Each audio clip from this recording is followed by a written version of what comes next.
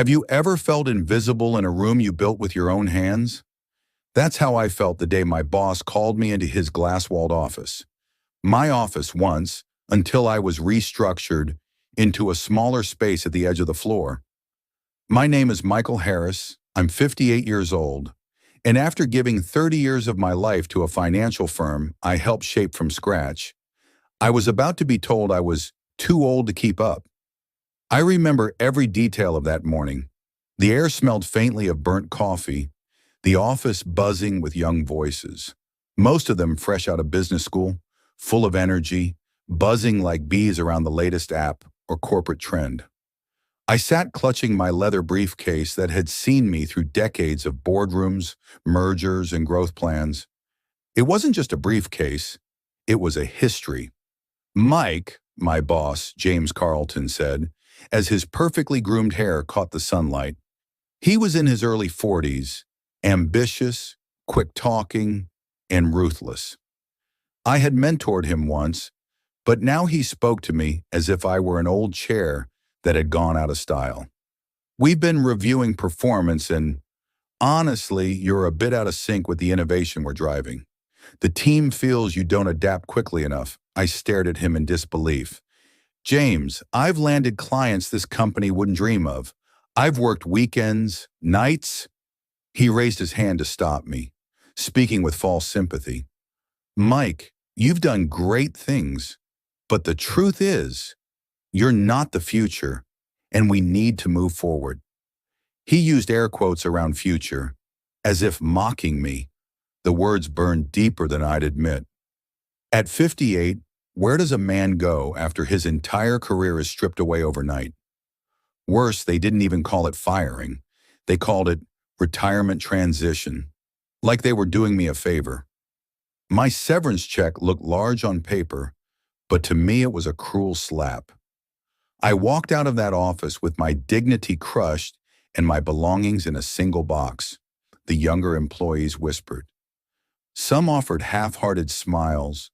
Others didn't even notice as I passed the busy cubicles.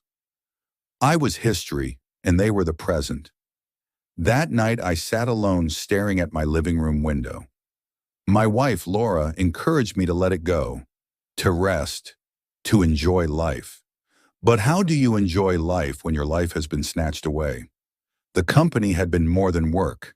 It was identity, pride, purpose. For days I drifted between self-pity and anger. I wondered if maybe James was right. Was I a relic of another time? A dinosaur refusing extinction? But in the quiet hours of night, a thought gnawed at me. This wasn't the way my story was supposed to end. I had worked too hard, loved too deeply, sacrificed too much. My father always told me, a man's value doesn't decrease with age, it deepens.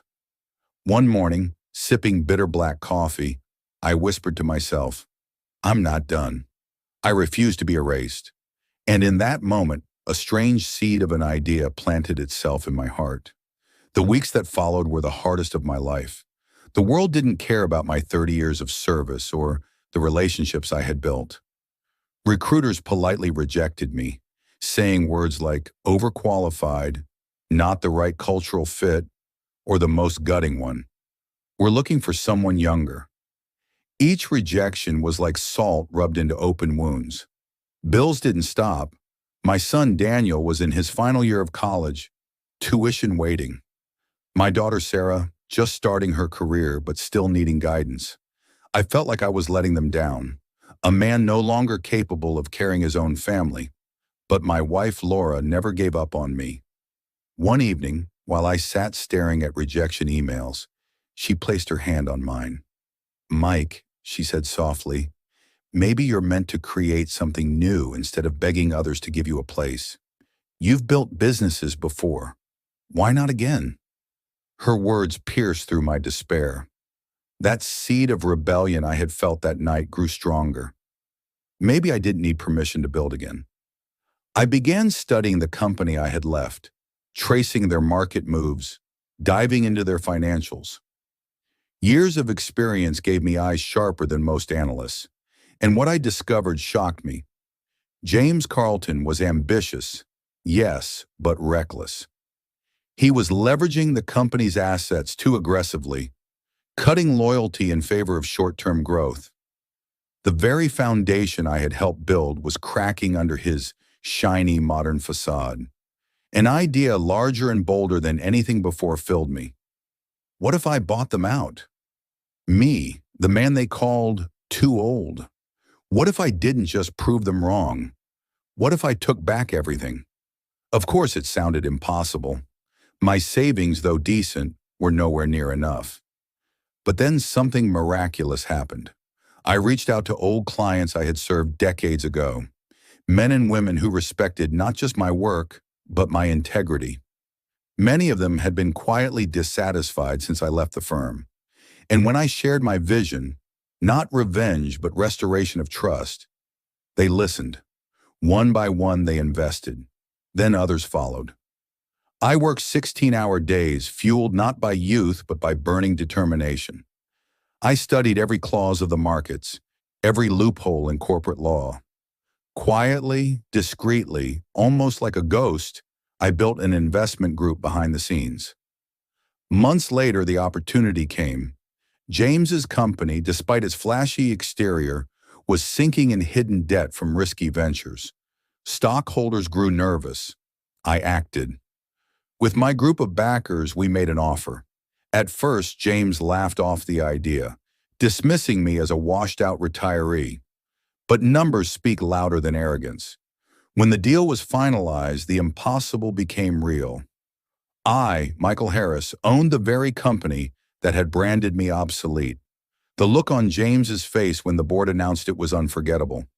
He stood frozen, his jaw slack, as they revealed me as the majority shareholder. But he's too old, James stammered, his arrogance collapsing into panic. I didn't gloat.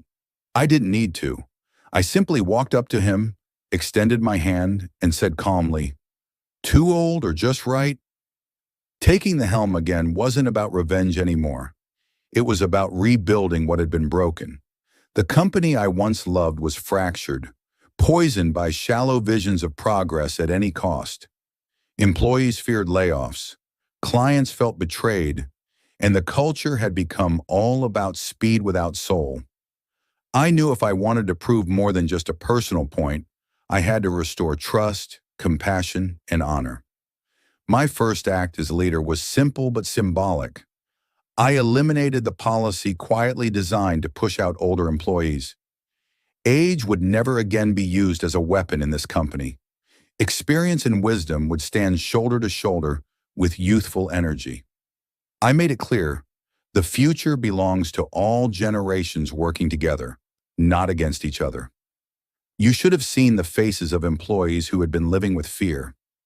Some were older like me, eyes glistening with relief, while even the younger ones looked inspired, realizing suddenly that loyalty and humanity mattered here.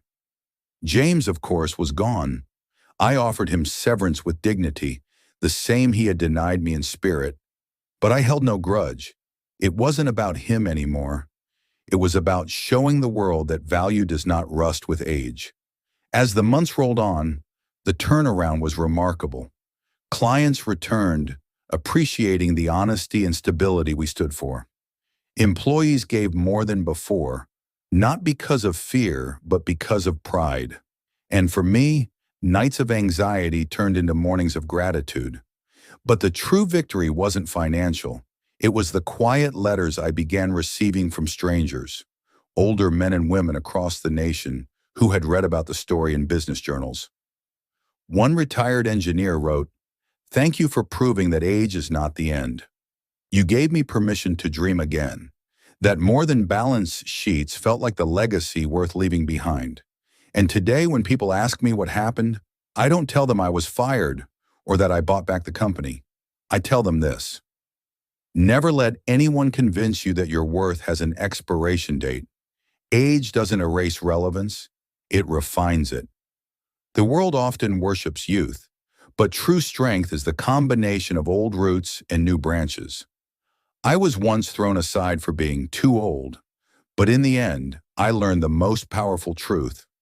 Sometimes the only way forward is to rise from the ashes and build again. And when you do, everyone who once doubted you will know that the fire of purpose never fades. Now the story comes to an end.